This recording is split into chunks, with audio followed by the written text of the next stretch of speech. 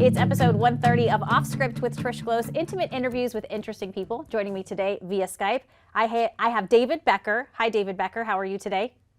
I'm good. How are you, Trish? I'm well. I feel like I'm talking with a celebrity, and I'll tell everybody why in a second. You are the executive director and founder of Center for Election Innovation and Research. You are all about elections, reversing that decline in voter turnout. We're going to talk a lot about that and how you developed this nonprofit. This is your baby, correct? That's right. Okay. Yeah. About 4 years old. Yeah, super excited to talk to you. But I got to know you, and maybe the world got to know you a lot better, because you were a frequent flyer on CBS News during last year's election. Yeah, that's right. CBS reached out to me to be their election law expert. I've been doing election law and policy for over 2 decades now. And CBS reached out to me in the fall and asked if I'd help them out during the election season, which went on a little bit longer than all of us thought it might. So yeah, I was very fortunate to be able to work with the professionals over at CBS News. It was one of the best experiences of this whole season that I had. That's amazing. And it got to the point where I would be walking by the TV because we're a CBS affiliate, so I leave it on CBS. I also believe that CBS has some of the best news programs out there, but I'd be walking by the TV and I would hear something from you and I would look at my husband. Did you hear that? Did you hear what he just said? That's brilliant. I love this guy. And so I started to do my research, and then you started to pop on all the time, providing such wonderful, unbiased insight. Well, thanks. I mean, I definitely strive for that. I mean, I've been working for a very long time with election officials of both parties. You know, the professionalism of many of the election officials in this season, I think we can all recognize, led to the triumph of democracy that we actually saw this past election season. I mean, it's one of the really one of the amazing things in this whole season is that we just pulled off somehow the most successful, transparent, secure election in American history with the highest turnout that we've ever seen by the largest margin that we've ever seen. And yet there are tens of millions of people that think the exact opposite because of disinformation about the election. And the heroes in this story are the election professionals, Republicans and Democrats throughout the states who just did their jobs. And then normally their jobs are kind of boring and people don't really pay attention to them that much. You never see a headline on the day after the election that everything went great, and they rarely get pats on the back. But this season, not only did they do their jobs and in the middle of a global pandemic with record high turnout, they also, as reward for doing their jobs, received death threats. Some of them are still under protection because of ongoing threats. There was a pipe bomb just found at a polling place in Iowa this week. I mean, just put that into perspective, just past Tuesday. That's what we're seeing, and being able to share the work of election officials, the incredible triumph of democracy that we just saw in the last several months. I was privileged to be able to do that. And I just also have to say, the CBS News team, I mean, this is something I was very privileged to be able to do. And for all your viewers, just the most professional, kind people I've ever worked with, really focused on the job and public service of providing the unbiased news. Yeah, those journalists, CBS, are my heroes for sure. We're going to talk a lot about the election of 2020, but I want to get back to David a little bit. Where are you from originally? That'll take the whole time. I went to elementary school in Delaware. I went to high school in Colorado. I went to college and law school in Northern California. Practiced law for a little bit of time in Southern California before I came to Washington to work for the Justice Department in the late 90s. Man. I've been in the Washington area since the late 90s. I've gotten to work all over the country in the elections context. I've worked from Alaska to Florida and Maine to Hawaii. All right. You've been all over the place. Why hop from Delaware to Colorado? Was that like a parent thing? Yeah, I was a child. My parents moved. My dad got a new job in the Denver area, and Colorado's a wonderful place to live and grow up, as was Delaware. I was very, very lucky. But I do kind of, I probably consider myself more Californian than anything else. I really enjoyed. I went to Berkeley for undergrad and law school, and I really enjoyed my time there. And probably when my work in DC is done, I will find myself a nice little house, maybe in wine country, and end up back in California. Come on back to the West Coast. We're waiting. We're waiting for you. Berkeley is such a beautiful spot in this country. For people who haven't been there, Berkeley, I mean, my heart is in Berkeley. I love Berkeley very much. And people normally think of it as this place, this kind of radical hippie place that's politically very, very liberal and is not like the rest of the country. The main thing people need to know about Berkeley, it is set in the foothills of the East Bay. Right. And as you probably know, it sounds like you've been there. If you go to some place like the football stadium or the clock tower, and you can look west right across the bay to the Golden Gate Bridge as the sun is setting. It's one of the most beautiful sights in the entire world. I recommend people go there before they form an impression in their mind of what Berkeley might be, because it's really an incredibly diverse place. There are a lot of different political views there, a lot of people from all over the country and all over the world. Great restaurants. I mean, it's a wonderful place. Great restaurants. I feel like when I walk through the neighborhoods of Berkeley, I feel like Snow White a little bit, because there's butterflies and birds chirping and the rosemary is gorgeous. I mean, it's such a crazy place, and it's unlike any other spot in California. It's really unique. It's you feel like you're in your own little world when you're in Berkeley, and then you realize you're only 20 minutes away from San Francisco, or about 40 minutes away from wine country, or 3 hours away from the mountains of Tahoe, or 2 to 3 hours away from Yosemite. It's fantastic. Mm-hmm. I could wax on about Berkeley and Northern California for quite some time, as you can tell. Okay, well, we're waiting on you to come on back. Are you a wine drinker? Of course. Thank goodness. How could you survive during COVID without drinking wine and other cocktails? And the election and all of the things, What did you want to be growing up as a kid? Oh boy. I mean, I actually kind of knew I wanted to be a lawyer early on. And I honestly, one of the things that happened to me was I always wanted to go to law school. My dad is a lawyer. He does a different kind of law. He does patent law, but I always knew I wanted to go to law school. And I early on was really moved by the stories of the civil rights movement, in particular the voting rights struggle, and that was something that really shaped me as I was growing up and I was being educated. And in law school, I wrote a big paper on voting rights, but I did what most people do after they leave law school, and I got a job at a firm, and I was doing entertainment litigation in Los Angeles, which was perfectly fine. People think it's a lot more sexy than it actually is. It's actually business litigation for sometimes insane clients, but what really happened was, I was working late, looking through boxes of documents, as young lawyers often do at law firms. And I was thinking to myself, I don't know if this is what I want to do the rest of my life. And I don't know if I want to become a partner at a law firm and continue to do this kind of work. I could probably do it, but I've got to give something to myself and try at least to do what would be my dream. And I figured I would apply for a job as a voting rights attorney with the United States Department of Justice. And I wouldn't get it. And then I could at least say I tried, and I will have no regrets. And then I will just fully get involved in whatever work that I'm doing and resolve myself to that. And California is a perfectly lovely place. So I applied, and 6 months later, my car is packed with all of my worldly possessions, and I've been in DC ever since. Yeah, you did get it. You did get that job. What was it about voting rights specifically? I find that a lot of lawyers get into whatever field of attorney work because they're wanting to fight for the underdog, or there's something that's unfair out there that they want to try and fix. Was that the same for you? Yeah, I mean, that is. And voting rights, and the Supreme Court has said this, democracy and voting is the right that all other rights are derivative of. If you don't have your right to make your voice heard at the ballot box, if you find people discriminating against you because of your race or for some other factor, you're never going to be able to express yourself in democracy at all. And that always spoke to me as as I was educated about the period of Jim Crow, the period of Reconstruction, going backwards and then going forwards, the Voting Rights Act, and afterwards. That really struck me. And after I joined the Justice Department, I had the opportunity to go and observe an election in Selma, Alabama in September of 2000. It was the first time a really viable African-American candidate was running for mayor of that city, which is 2/3 African-American. The same mayor in Selma, Alabama in 2000 was the mayor in 1965 when Bloody Sunday happened just outside of Selma on the Edmund Pettus Bridge. He had still retained power. He was a white man.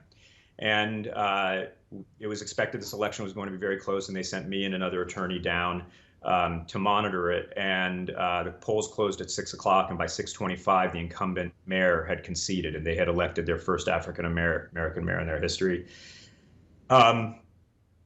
I'm just incredibly grateful I had that opportunity to see that and to see the people celebrating. And I just get a little emotional thinking about it to this day. If you haven't been to Selma, go to Selma, see the Edmund Pettus Bridge. You'll see the bridge goes right through into the center of town, and you can feel the spirits of John Lewis and others on that bridge and that day. And we're coming up to the anniversary is this weekend of Bloody Sunday. And it's striking. And to think, even when we're struggling now, when there are challenges with democracy, challenges about perceptions of true democracy in this country, we still have come a long way from that moment in time, and that's a very positive thing. What was it like in that moment in Selma, 25 minutes after the polls close? I can't really even describe it. I will tell you that as soon as the incumbent mayor conceded, African Americans from all over town came to the main street of Selma and started celebrating. It was entirely peaceful. It was joyful. It was dancing. They were playing music from their car radios. They were cheering. And I only saw one more white face the rest of the evening there. And again, I imagine a city where 2 out of every 3 residents is African American, but they had never seen someone who looked like them, never in their history who ran that city. That was what Jim Crow laws had done. That is what anti-democratic forces had done. And the civil rights movement got to that point. And it wasn't until 2000, 35 years after Bloody Sunday, that we finally saw a mayor elected that truly represented the majority of the city of Selma. Right. That's a little mind-blowing when you break it down like that, for sure. Yeah. Was that a pivotal moment for you? Pivotal, I don't know if I'd say pivotal, but it was, I think one of the things that was really pivotal for me coming to work for the Justice Department, as you can tell from where I grew up in areas that were not particularly racially diverse often, not necessarily a lot of overt racism either, which is nice. And when I was assigned at the Justice Department, I would get assigned to various places to go down and observe elections and to investigate possible violations. And I worked a lot in the Deep South, which is not someplace I'd worked a lot in the past. And one of the things you learn very quickly as someone who's white is that it's important to have a self-awareness and humility about going into these places and really listening and learning from people. And I learned that very quickly. There were often other whites who would come to me and say things to me that they probably would not say to my colleagues who were African American or Hispanic. And I would just nod and take notes down after they walked away, because they would often make admissions that were very, very helpful to us in our investigations. But often minority people, very understandably, wouldn't immediately trust me. And to understand that was entirely understandable given the history. There was bad history with regard to law enforcement, and I was law enforcement. I was working for the federal government. I was a federal voting rights prosecutor. I was white. Those are things that you have to really work to earn the trust of people who have very good reason not to trust you on your face. And that was an incredible lesson. That was as pivotal as anything that I've learned.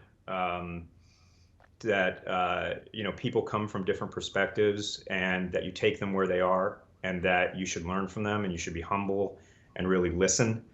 That is a hard skill to learn, especially, it was very different than what I worked in when I worked in law firms in big cities. Listening is it's a talent, in my opinion, when you can actually listen to someone and not automatically think of the next question or the next thing that you're going to say, but really listening to them and taking in everything they have to say and digesting that instead of just spouting off with your next question or your next thought. I mean, listening is a big deal. And as a lawyer, it's really important. I mean, when you take testimony from someone at a deposition or at trial, oftentimes you'll see lawyers who just have a list of questions that they're going to read. And regardless of what the answer is, they're going to go to the next question down. And oftentimes the answer that the witness gives you appropriately changes your approach. You might need to change and go to a different area. You might need to really dive into what they just said and see if you can learn more from that. The best lawyers, especially litigators, learn that pretty early on and are willing to go off script based on just the art of listening. For sure. I pissed off a lot of people early on in my career because I would ask a question and they would look at me and go, I just answered that. Were you not listening to me? So I learned quickly, okay, you got to listen before you ask that next question. How long were you at the DOJ? I was there 7 years, almost exactly 7 years. Worked there from 98 to 2005. And it was, at times, it was the greatest job in the world. And then at times it wasn't? At times it was a little harder. I mean, there were political things that came into it. You know, there's, I work very hard to be balanced. And as I said, I've worked with a lot of Republicans and a lot of Democrats. And some of the best times I had were under Republican administrations, and I also had not so good times under Republican administrations. And under the Clinton administration, also had some very, very good times. That was at the beginning of my career. But, you know, I got to litigate a case that is one of the most important Voting Rights Act cases of the last 30 years. It went to the United States Supreme Court. It led to a congressional renewal of the Voting Rights Act in 2006 that actually took the position that I had advocated for with the Justice Department when the Supreme Court had overturned that on a 5-4 vote. So they had corrected that problem. So there were some things that I was very proud to be able to have worked on. It was a case called Georgia versus Ashcroft, which was about the Georgia redistricting. I was going to ask you, and now we're seeing, this is the state of Georgia, correct? The Georgia versus and so now we're seeing Georgia a little bit in the spotlight again. I mean, Georgia is, what's happening in Georgia right now is very much a mirror image of what we saw back in the early 2000s, which is as much as we saw in much of the Deep South, Democrats had held control, really a legacy from Reconstruction, where Democrats had still held control in states like Georgia, even into 2000, 2001, 2002, 2003. But Republicans were gaining and gaining.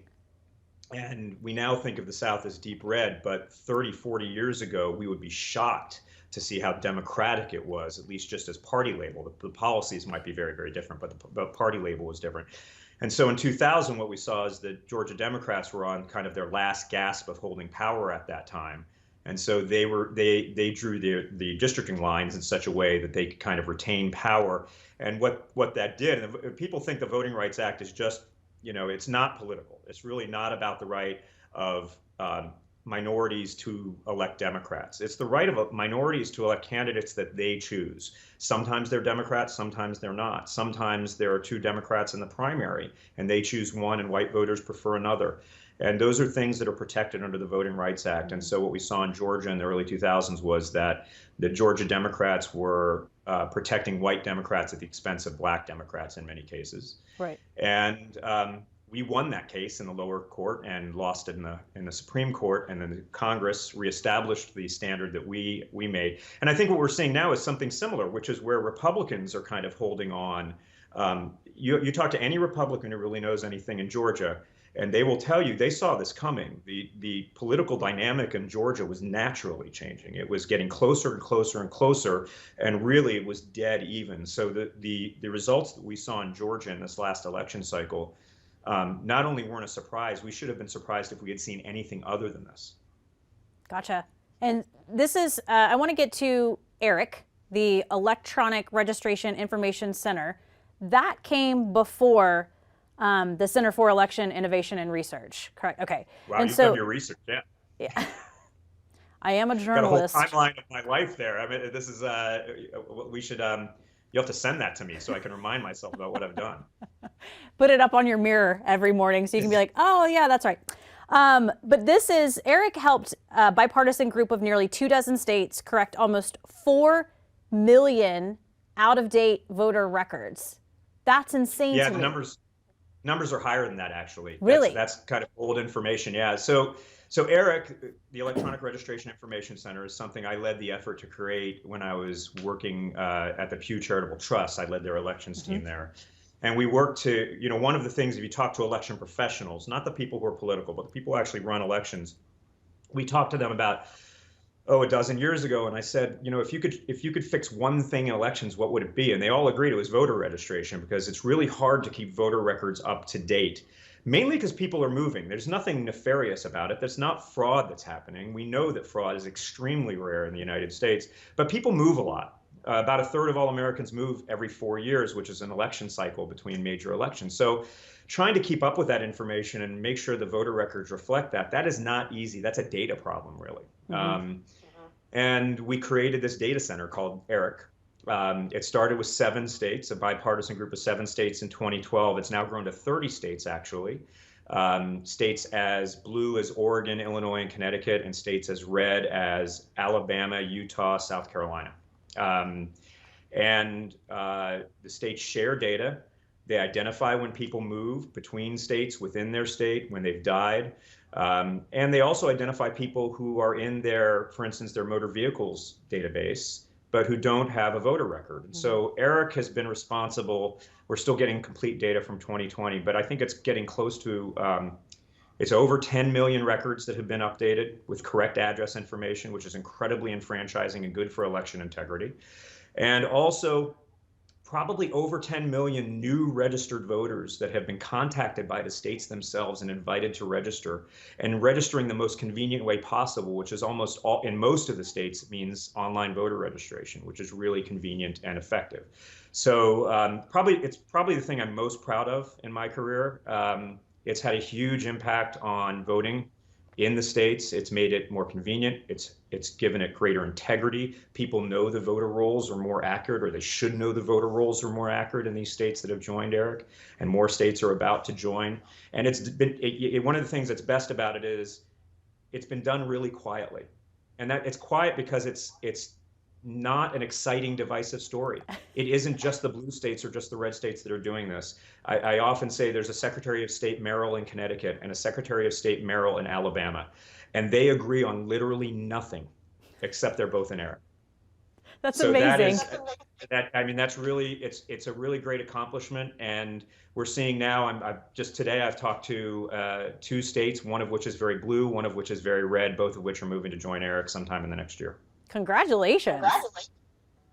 That's pretty amazing. There were a lot of people involved with it. I was very proud to lead the effort, and I brought the people together that did it. But there were people on the tech side. There were election professionals. There were academics and researchers. There were so many people who did this that led to this effort. And one of the other amazing things about ERIC that people should understand, it's not being, I don't run it. It's not being run out of my house. It is not, it is being run by the states that comprise it. Each state sits on the board of directors. They govern and manage ERIC. All of the data that goes into ERIC is kept extremely secure. I could talk just about the security of ERIC if you ever wanted to, on domestic servers. These are things that we thought about when we were building it to make sure that this was something that was not only useful but protected personal information, because that's just very, very important. Yeah, it is incredibly important. As a journalist in a very small TV market that I've covered dozens of elections, you said something that ERIC was done pretty quietly. And it kind of just occurred to me, we don't typically really care about elections until it's election night, or it's the weeks before an election. And then it becomes a big deal for voters, and it becomes a big deal even for the media. That's changing. Well, this election season seems to say it's changing. It's frankly a great piece of evidence about that is that you're talking to me right now. Normally, I am very, very popular around September, October, November of an even-numbered year. But outside of that, no one really wants to talk to me that much. I mean, they want to talk about other things. But it's becoming that the election season is dragging out. In some ways, that's good, because this is when policy is being made. The legislatures are meeting right now, as we know, in all of the states. Right. And they're considering changes to election policy. And we should be talking about that right now and not wait until September or October of 2022 to do that. On the other hand, it also reflects the continuing lies and disinformation that are going on about the integrity of the 2020 election. And that is unfortunate. I mean, a lot of this stuff should not be political. The worst way to make election policy is to look at the last election and to look at the next election and decide what you can do to put your thumb on the scale to help your party or your candidates win. That's the worst way to make election policy, and it almost always fails, because you're often making assumptions that won't apply in a year and a half or 2 years. The best way to make an election policy is to think about your voters. What do your voters want? What do your voters need? There are places where, Oregon is a place where everyone votes by mail pretty much. You need to have certain processes in place to make sure that that works well. In other places where most people prefer to vote in person, it's going to look a lot different. And to think through those things and think about the voter first, that's what's most important. And we're not really seeing that right now, which is unfortunate, which is one of the reasons, again, that, you and I are talking, and others are probably talking about this stuff as well. For sure. Yeah, in fact, we joke about it here in Oregon when you see these other states moving into mail-in ballots, and we're like, we've been doing it for years. No biggie. It's easy. Decades. Yeah. But one of the reasons it works so well is also you've been doing, it probably wasn't so easy in the mid 90s when you first started it and people still had a learning curve. That's what we're seeing is, vote. And I think it's for the point you just raised. Voters have a lot of things going on in their lives. Mm-hmm. They're not doing what I'm doing. I think about elections every day. It's my job. It's what I do. It makes me very unpopular at cocktail parties, whatever those are. I don't remember anymore. But for most people, they're going to think about elections in the days, maybe if you're lucky, the weeks before a major election. And so they're going to have to ramp up with that steep learning curve on everything that's changed in a very short period of time. And then you overlay COVID on top of that, which led to a ton of changes in polling places, a ton of changes in the need for poll workers and get recruiting and training new poll workers. Now, a place like Oregon didn't see that so much because, at least with regard to COVID, Oregon was pretty well prepared. Now, there might be a different change that puts Oregon in a different position and makes the learning curve much steeper in the future for voters. This is something election officials are constantly dealing with. It's one of the reasons that I'm just overwhelmed by their consummate professionalism and the way that almost all of them don't put any political considerations into how they do their job. No, exactly. Why did you create the Center for Election Innovation and Research? And I do want to point out, I mentioned this before we started recording, typically the background is all blue just because that's a KTVL thing. For some reason, we're blue and red today. We did it for you. I didn't want to change it. That's good. Yeah. Bipartisan. I love it. Right. So back in 2016, I was leading the Pew effort, but Pew had been doing this work for 8+ years or so. And excuse me. They decided they were moving on from the elections work, and I've decided I wasn't quite done yet. So I actually don't consider myself much of an entrepreneur. I know people who are entrepreneurs, and I admire and respect that a great deal. It's not something I really thought I had in myself. But I decided, along with a colleague from Pew, to start CEIR, the Center for Election Innovation and Research, to largely continue the work and the style of the work in which we've done, which is working closely with election officials, of trying to find consensus between the parties where possible. We're using data and research and technology to help solve problems where we can, to kind of get past the normal partisan divisions that we see. In many places, what we see is this artificial dynamic where one side will say all that matters is access. We got to get more people voting. And the other side will say all that matters is integrity. We got to stop all of the bad people from voting or the wrong people from voting. And the truth is that access and integrity are symbiotic.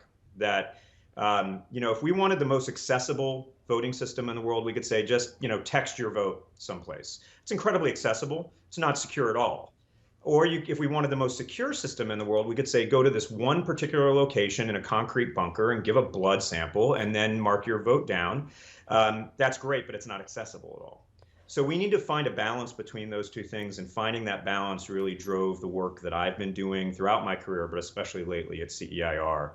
And even if you listen now to the debates going on in the legislature, you'll hear one side talk only about integrity and about the threat of fraud, and the other side only talk about access and the threat of suppression. And what we really should be talking about is, where can we boost integrity, but do it in a way that doesn't diminish access for all eligible voters? And those conversations don't happen that much, but we help try to start some of those conversations. I'm glad you're around, David Becker. Whew. Thank goodness. And I'm impressed with anyone who starts a business or with anyone who starts a nonprofit, especially something around I don't want to say it's so complex, maybe it's complex to me, but something about election and voter rights. I mean, that's a big deal. It's impressive.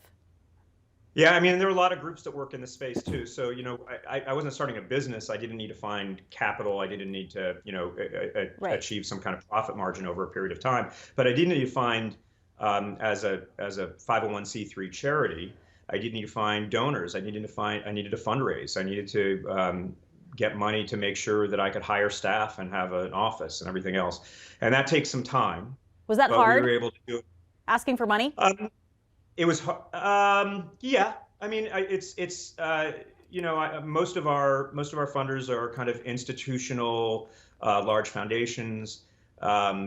We do get some individual donations as well, both large and small. But I think I do view it through this business lens, which is, we are providing a service, a product, and that product happens to be something that I think a lot of people value, which is an effective functioning democracy. And it is incumbent upon us to show that our work is helping that. One of the things that's really important to me, there are a lot of people who work in the advocacy space where they will get an op-ed printed in a newspaper, or they'll put some ads out on or get some media attention.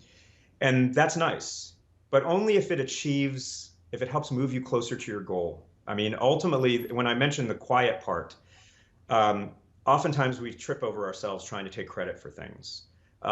It's much more important to get something done and have credit be spread around amongst a lot of people. When something works, and people can take ownership of it, the chance that thing that works will continue are very, very high.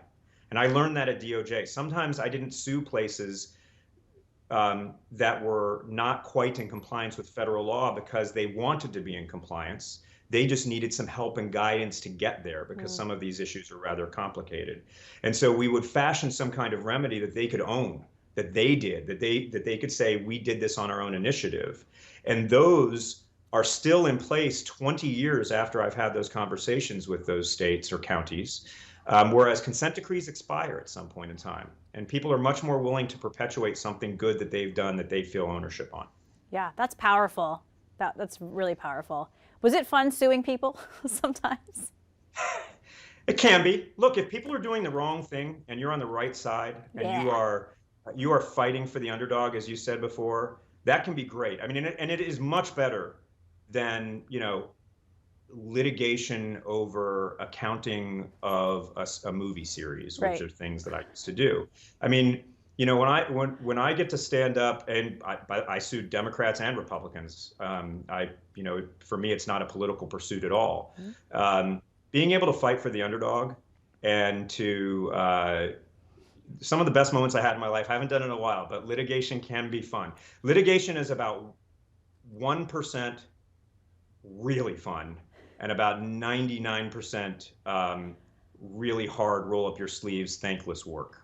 But that 1% fun is worth it. I mean, those moments when you get to stand before an appellate court and make your arguments, and you can see them resonating with judges, those moments when you get a witness in a position where they've kind of tied themselves in knots, and that's going to help you in your case, those moments when you're actually working with people and just interviewing the people that you're trying to help and learning about what they've been through and how what you're doing is changing their lives, that's something I hope everyone gets a chance, especially people who are just starting their careers right now.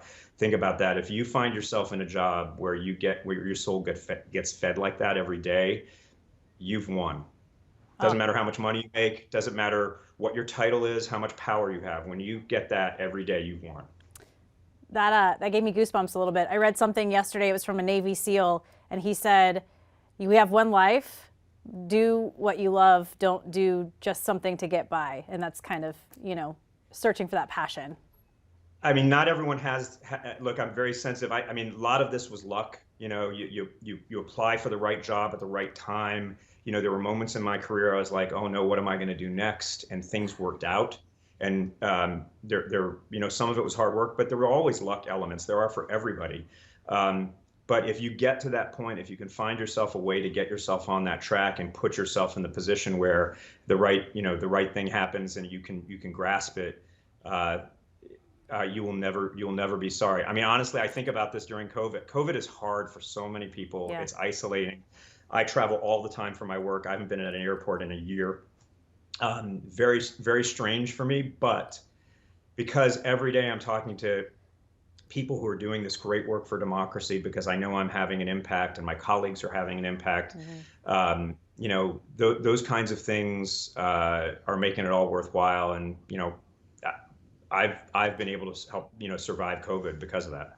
That's amazing. And I think the idea of people giving you money to do something that you've just created and that you're truly passionate about, what a feel good. I mean, just the fact that people give you cash, they're like, here you go. We want you to keep pushing for this. That's got to feel amazing. Yeah, it's really true. I usually don't think about it as fundraising. I think about it as an investment. Right. And when someone is willing to say, I'm willing to invest in you because I have money, but what I want is a functioning democracy. Mm-hmm. And they could give money to, if they're Democrats, they could give money to Democratic political candidates, or if they're Republicans, the same thing on the other side. And instead what they're saying is, I want the will of the people to govern. Yeah. And that might be that the other party wins. I mean, this is one of the things we've lost in this country.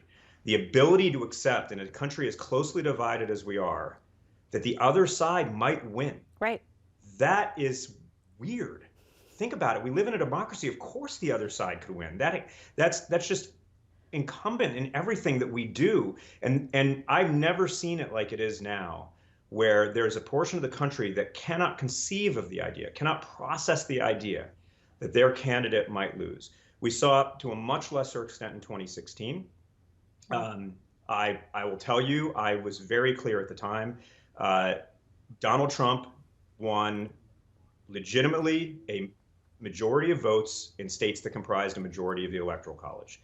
Didn't do it by much. It was incredibly close, mm-hmm. and he lost by nearly 3 million popular votes. But he won under the rules that we had, and that election was secure. And just as much, I will confidently say now, this election was not close. It was the largest margin of any election that we've had in the 21st century where Barack Obama wasn't on the ballot. 7 million vote margin, 74 electoral vote margin. The margins in each of the states, all of them above 5 figures. 5 figures is a very large margin in a statewide race. Mm-hmm. No election has ever been overturned in a state that had a margin of really over 1,000 votes. So if you get to over 10,000 votes, 11,000 votes, or in Michigan, 150,000 votes, that's a very large margin in actuality when you look at this kind of thing. So, to be able to get investment from people who realize that, it's important for voters to have confidence that their votes matter, that they're going to count, that regardless of what the extremes might say, there are many people out there that want citizens in a democracy not to believe in their democracy. Before 2020, most of them were overseas. We were getting a lot of that from Russia and China and Iran. And starting in 2020, we saw that coming, frankly, from the White House. Mm-hmm. And yeah. that should concern us quite a bit. I think, I may get the word wrong, but I think you were quoted in a CBS article, this was the most legitimate election in our country's history. I don't know if I might have said that. I've been saying it's the most secure election in American history. That is objectively true. We have more auditable paper ballots being used in the country than ever before. Voters in Oregon know all about that. Just to give you an idea, in 2016, about 75% of all voters voted on auditable paper, but that excluded voters in places like Georgia, most voters in Pennsylvania, many voters in North Carolina, all voters in South Carolina. That number in 2020 was probably around 95%, including every voter in Georgia, every voter in Pennsylvania, every voter in North Carolina.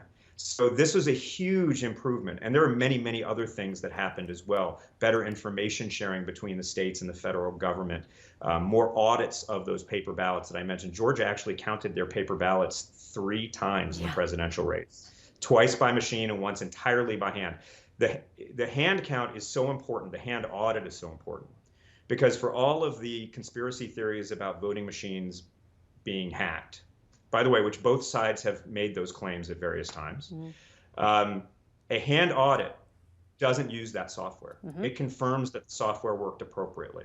And so we know that in Georgia. We know exactly what happened in Georgia. We know that the margin of Biden's victory was right around 11,000 votes, and and we know the margins in the 2 Senate runoffs as well, which are all consistent with each other and what the political dynamics of the state of Georgia are. Yeah, I've been called on by our elections office here locally a couple of times because my signature didn't match, and they actually called me down to the office to make sure I would write my signature. And I think I had changed it or something, and so I said, oh, it may be this signature. And so they verified that right in front of me. Yep. So that to me stuck out. It's always stuck out that it didn't just say, oh, we're not going to count this vote, or let's just go ahead and count it, but to verify those signatures. That's a big deal. And what you're not seeing is there are many back-end checks and balances as well. They know the ballot that went to you has a certain serial number on it. They know which ballot got sent to you and which ballot comes back. They are checking to see if any mail gets returned. They are checking your voter record against your driver's license information. Oregon, for instance, is a member of ERIC, so it also gets information that, if there's someone with your name in another state who applies for a driver's license with your social security number, you're going to hear about it. Yep. Because frankly, it's you. If they have your social security number and everything else. And by the way, that's not fraud. I mean, we know people move all the time. And when you move, you have a long list of things you're worried about. Yes. And are you thinking about changing your voter registration in April of an odd numbered year? No, you're not. That's not something you're going to think about. But government knows that, and government can remind you about that and do it before the next election. So there's all these back channel checks and balances to make sure that only the right people, the correct person that's supposed to be voting is voting. Yeah. Were you concerned at all going into the last election amid this pandemic, just how things were going to work securely and legitimately and making sure all those votes counted? Because again, as you've mentioned, a lot of these polling places had to change just because of the pandemic. Was that a concern at all going into it? Yeah, it was not only a concern, it was probably the concern Right. for me and my colleagues. I mean, back in the middle of March, right after my last trip, I was in Michigan for the Michigan primary. And I started seeing, that was March 10th. So if we recall back what was happening a year ago, that was right about when the pandemic really hit home for all of us. That week was when the NBA canceled games. That was when travel started being restricted. Yep. And I remember seeing a lot of stuff that said mail voting is going to save us all. And that might seem weird to people in Oregon because you've been doing it for so long. But for a lot of people, mail voting is not going to save people. You can't just ramp up mail voting in 6 months. You can't expect people, as you know, mail voting is somewhat of voting without a safety net. You have to understand how it works. If you do something wrong, if you get it in late, if you don't fill out the envelope entirely, if you have a bad signature, it can impact your ability to vote. So I wrote something at the time saying mail voting is going to be really important. We're going to have a lot of people voting by mail. And in fact, slightly under half of all Americans did.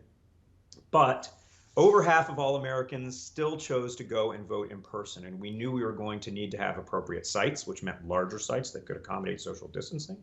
We need to have new poll workers because about 2/3 of all poll workers were at risk due to age. And so we needed to recruit new poll workers to accommodate that. And we needed to have a massive voter education campaign to inform voters about all the changes that were happening. Their polling place likely moved. They need to recruit new poll workers. The opportunity to request a mail ballot, all of these things were absolutely new to so many voters.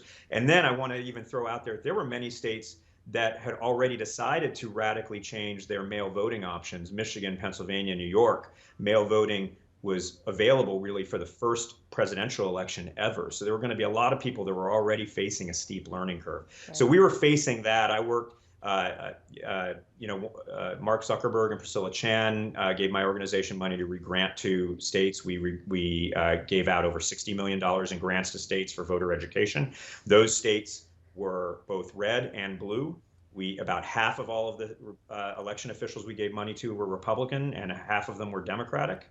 And we basically gave them the amount of money they asked for, what they needed. They needed to pay for social media ads, they needed to pay for mailings, they needed to pay for ads on TV and radio, so that voters could understand without being told who to vote for. But here's how to make your voice heard. If you want to request a mail ballot, here's the site to go to, or here's where you get your paper forms. If you want to go early, here's when early voting starts, and here are the locations, things like that. That was probably the lion's share of my work for roughly the 6 months preceding November 3rd. Mm-hmm. Yeah, it's so weird when we think about the campaigns of get out and vote. A lot of people tie that instantly to a party. It's automatically tied to a political thing. Like it's got to be Republican or it's got to be Democrat, and that's just not true. And we're seeing fewer and fewer people are identifying with a party than ever before. I mean, if you look, back in the 70s and 80s, most people, even when they were growing up, they knew their family was Democratic or they knew their family was Republican, right, and they had an identity as a Democrat or a Republican. We're seeing that identity not be as prevalent anymore. Mm-hmm. Many more people are registering as with no party or as independents. And I think one of the things that also strikes me is that a lot of times there's an assumption made about turnout, and both parties make the same assumption. And that assumption is that high turnout benefits Democrats. That assumption is often false. Sometimes it's true, sometimes it's false. Florida, for instance, just had the highest turnouts it ever had in an election, and it had the biggest Republican margin of victory that it's seen in a decade. Right. Ohio, similar. Iowa, similar. So we have to stop just making assumptions about turnout. Both sides do it. They assume certain people are going to vote certain ways all the time, that they share kind of the identity as a member of a particular party that maybe we think we do. Mm-hmm. And that's just not true. And particularly with the younger generation. Younger generation is registering and voting rigidly, along the doctrine of a particular party at much lower rates than what we've seen previously. Well, and you know what they say, when you assume, makes an ass. Oh, you're going back. Of you and me. No, I always think that, assuming is it's bad. Don't assume. Don't do that. I do want to wrap up a little bit. I don't want to steal all of your time today. You are incredibly fascinating, David Becker. Your brain. I'm putting that on my business card. Thank you, Trish. Do it. Your brain is just. I told my husband today, I have to have a second cup of coffee because I'm interviewing a brilliant man this morning, so I have to be on my A game. I want to talk about those election officials because you hit on it earlier. They were in the media, not in a positive way, meaning they got hit so hard in the 2020 election and not in a good way. And they were just doing their job to the best of their ability. A lot of them volunteers who just wanted to come in, and they've done it in elections prior, just wanted to count ballots. It's insane. Right. So first of all, the people who work as just poll workers, people who work at the polling places, people who work in vote counting centers, et cetera. Those people are amazing heroes, and we're never going to know their names. They're making virtually nothing. They are working in many cases not 16-hour days, and not just one 16-hour day, not just election day. I mean, we saw votes being counted, processed round the clock for many days after. Yeah. And that's normal, by the way. That's entirely normal. Ballots come in, and it's just a lot of ballots. And in places like Pennsylvania, Michigan, and Wisconsin, they couldn't even start looking at those mail ballots until election day in most cases. So they were both trying to run an election on election day, count those ballots that were being cast on election day, and also then start processing all of the ballots that had come in prior to that by mail. And that just takes some time. And then you get into the kind of high-level election officials, the secretaries of state, the county election officials, and others. You don't get rich by being an election official. You don't get famous by being an election official. But there are people like secretaries of state like Jocelyn Benson in Michigan, like Brad Raffensperger in Georgia. Yes. Benson is a Democrat. Raffensperger is a Republican, who did their jobs with incredible integrity despite threats. I was talking to Secretary Benson at one point, and she told me she had to get off because literally there was her house was under siege from protesters while it was under police protection. Brad Raffensperger has had seen death threats, as have many on his staff and many workers in Georgia. There are county election officials, Republican City Commissioner Al Schmidt in Philadelphia, another real hero, who was under constant police protection for months due to the death threats he was receiving. There was a Republican election official in Michigan named Tina Barton in Rochester Hills, who had overseen the elections, one of the best local election officials in the country. Republican Party Chairman Ron McDaniel came up and in middle of November and criticized the integrity of Michigan's elections. Tina Barton stood up to her own party chair publicly, stood up for the integrity of an election in which she ran for the county clerk's job and she lost. She stood up for an election, the integrity of an election in which she lost. Adrian Fontes, Democrat recorder and registrar in Maricopa County, Arizona, where Phoenix is, did the same. Mm-hmm. He lost his election and he stood up for the integrity of that election. Those people are true American patriots. And if we're going to be able to build that confidence, we're going to be building it on the foundation that they built. Well, a big round of applause for all of those workers, because like you said, a lot of us will never know their names, but they did so much during that election season, I guess, for lack of a better word. Mm-hmm. Amazing. Yeah, that's exactly right. I mean, the season was longer and more difficult than any we've ever seen. I mean, again, it's remarkable to think that we just achieved this great thing, this secure, transparent. Think about all the live streaming we saw of the vote counting centers. Right.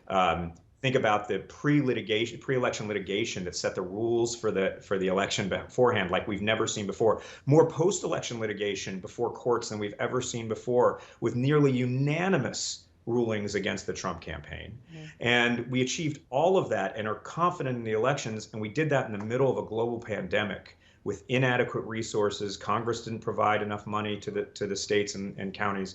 That we did all that. We should be throwing a parade for these people. But instead, some of them are still under death threats. And, as I mentioned, there was a pipe bomb found outside a polling place just this past week. That's mind blowing. And just a note, this interview was recorded in March, so we're talking about March, months after the election, and we're still dealing with all of this. Absolutely insane to me.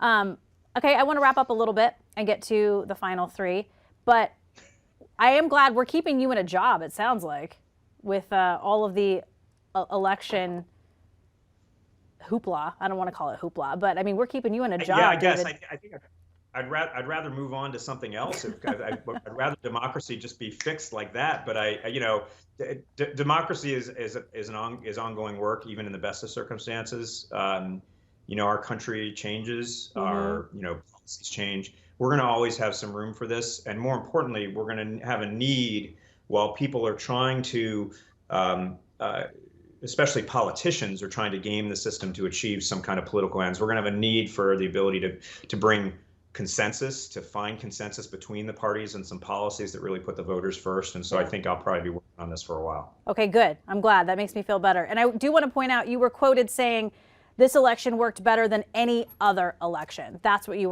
were quoted as saying. And I think that's amazing, given all of the challenges that you touched on just now. Yeah, that's objectively true. I mean, I'll just tell you, we're going to put out a fact sheet very soon. It's going to be very short, something that's easy to digest for people, with a lot of key facts, the things I mentioned about paper ballots and audits and information sharing and other things. There is just no doubt. This is my seventh presidential election, I'm not sure, exactly sure, where I've been working in this space. And it's not even close. I mean, the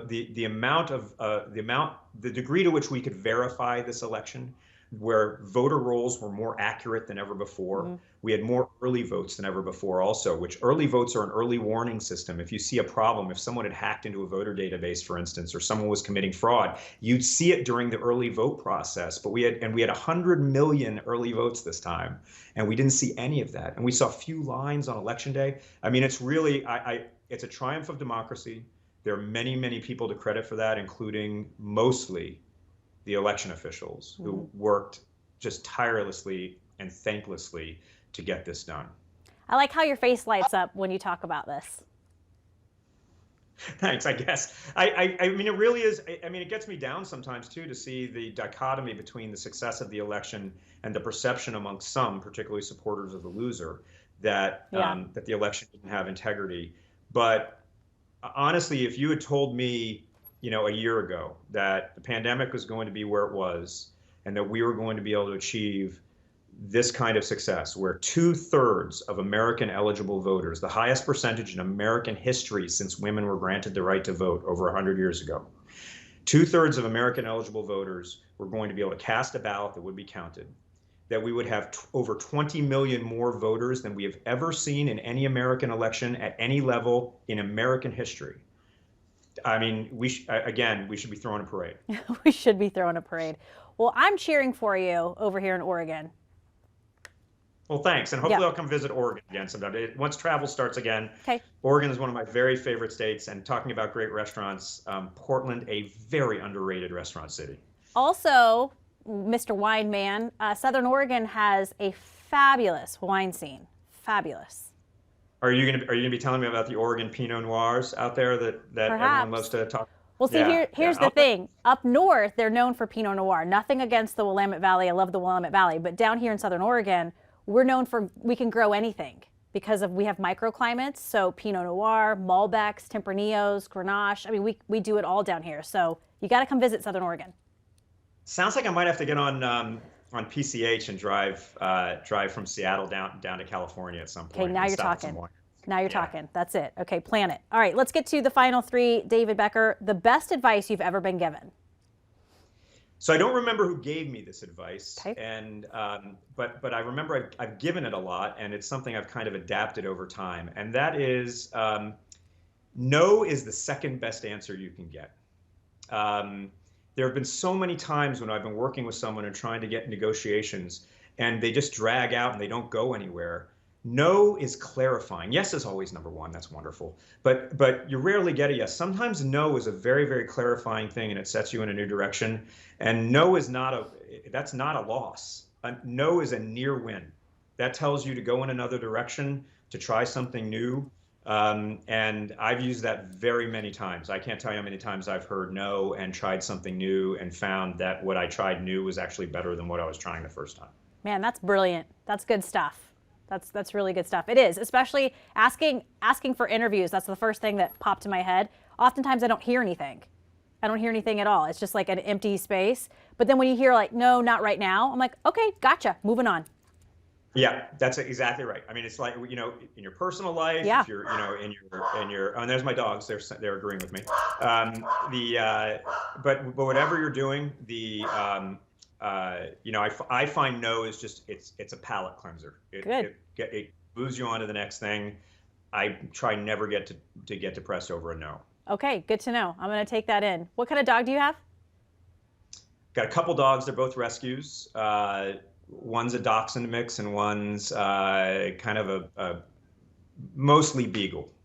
Okay. That was the dachshund mix you just heard. Okay, perfect. I'm a huge dog fan, so I love it. What's your happy place? Oh, boy, I mean, there's so many to choose from because we're all kind of in this fantasy world during COVID where we're thinking about the things that we'd like to do once things get better. My happy place is probably at a jazz club, like in New York City, late at night, probably sitting at the bar. God, going to bars and restaurants again will be just so nice. I know, man. But yeah, I mean, it's been a long time since I heard, live music, live jazz, something like that, and certainly not in New York City. So that kind of appeals to me right now. And I don't want to take away from the last question I'm about to ask you, but if you're sitting at the bar in a jazz club, what are you drinking? Probably whiskey of some sort. Usually, my go-to is Lagavulin, maybe with like a big cube in it, which, I will say this, I've saved a lot of money at bars over the last year, because it's cheaper to buy stuff and bring it home. But yeah, that's probably what I'm drinking at a bar. What kind of whiskey again?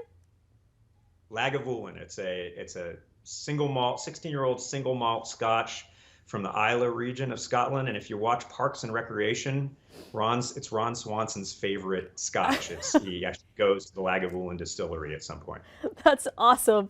All right, final meal, final drink. What does that look like? Probably that Lagavulin. Okay. And probably a really good Peking duck. That sounds amazing to me. I'm a big duck fan, so I think Peking duck and Lagavulin. Okay, fantastic. I always say this to people who have a really good answer. I'm like, I want to be at your final meal, but that's always what because it just. We got a few decades till that happens. Yes, it sounds really good. Okay, if you are listening to this podcast, subscribe, rate, and review. It helps other people find us, and you can listen to this wherever you like to listen to podcasts. You can also watch it at ktvl.com and on YouTube. Just search for Off Script with Trish Close. One more time, David Becker, the executive director and founder of Center for Election Innovation and Research. I'm just glad you exist, and just keep pushing. Like I said, I'm applauding you from afar. There are many quotes from this that I'm going to take and put into onto my business cards in the future. So thank you for boosting my ego and my feelings of self-worth. Okay, and when I see you on CBS News, I'll be waving at you. Just know that. Thanks, Trish. Okay, thank you, David, so much. Thanks.